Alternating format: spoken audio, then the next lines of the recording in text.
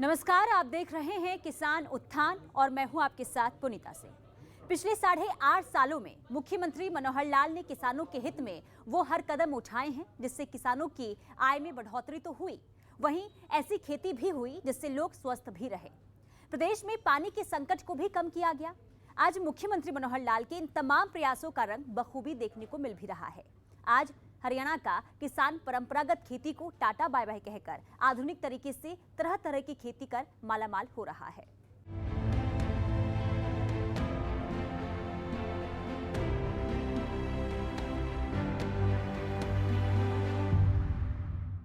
करीब 8.5 साल पहले प्रदेश की सत्ता पर मनोहर सरकार पूर्ण बहुमत के साथ काबिज हुई और सरकार ने हर उस मंच से दावा किया कि प्रदेश में अब किसी भी किसानों की अनदेखी नहीं होगी। किसानों के अच्छे दिन लाना सरकार की पहली प्राथमिकता होगी। किसानों की हर परेशानी को दूर करते हुए हर वो सहायता और लाभ दिया जाएगा जिसके वो हकदार हैं, और आज ये प्रदेश में सच साबित हो रहा है। मनोहर योजनाओं से किसान लगातार समृद्ध होता जा रहा है और देश के अन्न के भंडार भरने में भी खूब सहायता कर रहा है। भारत एक कृषि प्रधान देश है। हालांकि आज के दौर में देश काफी क्षेत्रों में आगे निकल चुका है। भारत की गिनती आज बड़े शक्तिशाली राष्ट्रों में होती है, लेकिन आज भी भारत की एक बड़ी आबादी खेती पर निर्भर रहती है और खेती कर किसान अपने परिवार का पालन पोषण करते हैं। पहले देश हो या प्रदेश, किसानों की दयनीय स्थिति किसी से छिपी नहीं होती थी। किसानों के सामने 2 जून की रोटी कमाना भी कई बार मुश्किल हो जाता था। आर्थिक तौर पर किसान हमेशा से कमजोर माना जाता था। खेती करना लगातार उसके लिए घाटे का सौदा बनता जा रहा था। कभी फसलों के दाम नहीं मिल पाते थे, तो कभी कुदरत की ऐसी मार झेलनी पड़ती थी कि पूरे साल की फसल नष्ट हो जाती थी। फिर सरकारों से मुआवजा नहीं मिलता था। ऐसे अनेक कष्ट किसानों को झेलने पड़ते थे, जिस कारण लगातार किसानों का खेती से मोह भंग होने लगा था और युवा तो खेती किसानी की तरफ देखता भी नहीं था। लेकिन साल 2014 के बाद कुछ ऐसा चमत्कार हुआ, ऐसा बदलाव हुआ कि किसान और खेती की पूरी तस्वीर ही बदल गई।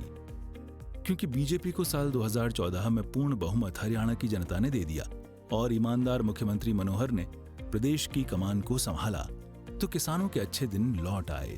जो किसान पहले खेती से भाग रहे थे, वो किसान खेती को अपनाने लगे और युवा भी कृषि में अपना भविष्य तलाशने लगे।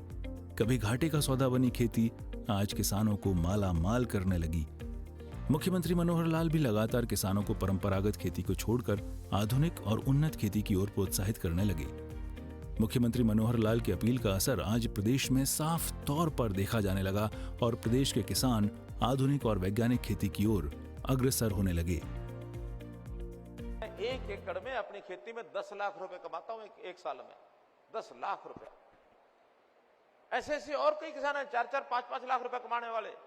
सब्जियों की बुआई करते हैं, ग्रीन हाउस बढ़ाते हैं, सब्जियों का एक्सपोर्ट करते हैं, उन सब्जियों को दिल्ली के होटलों में बेचते हैं और अच्छी नई प्रकार की सब्जियां, मौसम के अलावा गैर मौसमी फसलें बोना, बहुत बड़े काम करते हैं। हमारे एक वो धर्मवीर गुमथला नहीं दामला, धर्मवीर दामला के हैं, उनके फार्म हाउस पर मैं गया हूं। उन्हें कई तरह के, उन्होंने अपने खेत के अंदर ये जो होता है, जो किसको बोलते हैं, जो लेस सी होती है, क्या, एलोवेरा की खेती, लाखों रुपया लगी लगाई खेती 2 लाख रुपए में बेच रहे हैं वो। 1 एकड़ में बोती 2 लाख रुपए एलोवेरा की खेती बाबा रामदेव उठा के ले जाते हैं, वो बनाते हैं अपनी दवाइयां।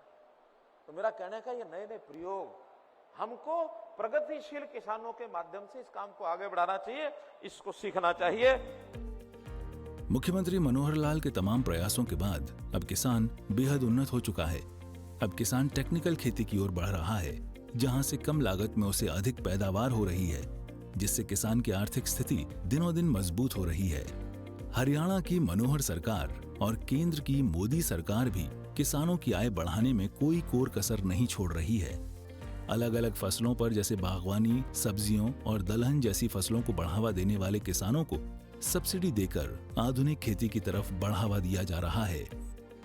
किसानों पर जो फसलों के रखरखाव का पहले बोझ रहता था, उसे भी मनोहर सरकार कम करने का भरसक प्रयास कर रही है। इसी कड़ी में फतेहाबाद के किसान मनदीप सिंह ने परंपरागत खेती को छोड़कर आधुनिक खेती करने का विचार किया और अपने 1 एकड़ खेत में नेट हाउस लगाकर उसमें चाइनीज खीरे की खेती की, जिससे किसान को भारी लाभ होने लगा। खीरे की खेती में पानी की भी बचत होती है।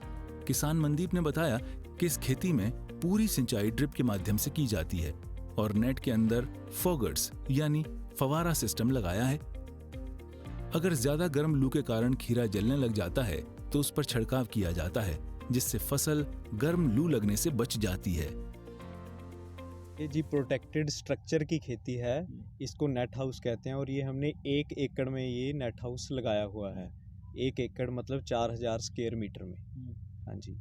तो पानी वगैरह इसको कैसे उपलब्ध करवाया ये जाता सारा इसका जो पानी है जी ड्रिप के द्वारा दिया जाता है और ऊपर फॉगर्स लगे हुए हैं जो कि वैसे ज़्यादा यूज़ नहीं होते, लेकिन ये सिर्फ गर्मी में लो के टाइम यूज़ होते हैं और नीचे तुपका संचाली जिसे हम कहते हैं, ड्रिप इरिगेशन से इसका पानी का सारा सावधान होता है जी।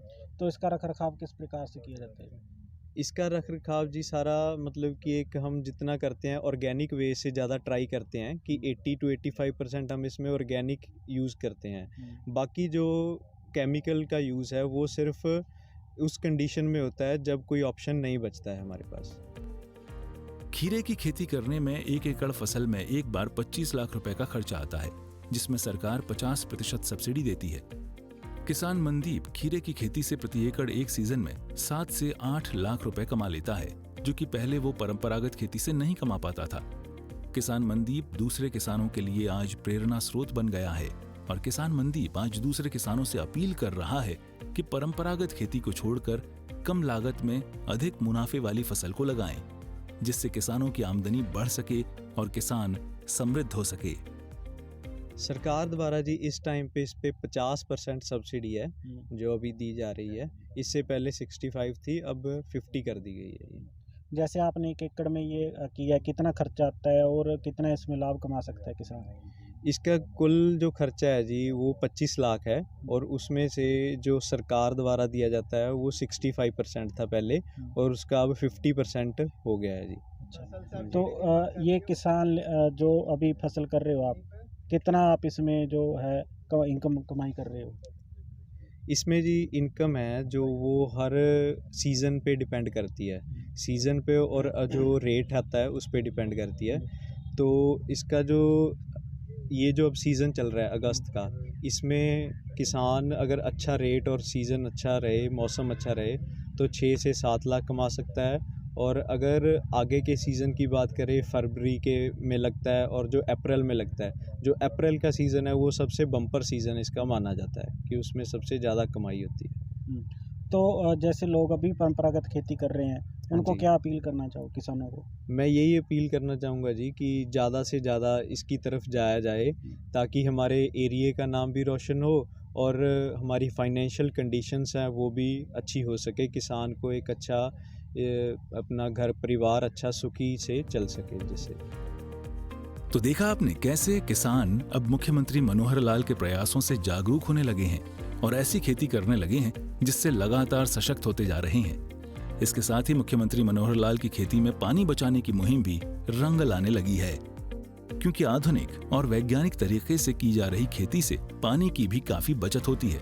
यानी मुख्यमंत्री मनोहर लाल एक पंथ दो काज कर रहे हैं। एक तरफ किसानों की आय को दोगुना कर रहे हैं तो वहीं दूसरी ओर पानी की बचत भी काफी कर रहे हैं। ब्यूरो रिपोर्ट, सूर्य समाचार।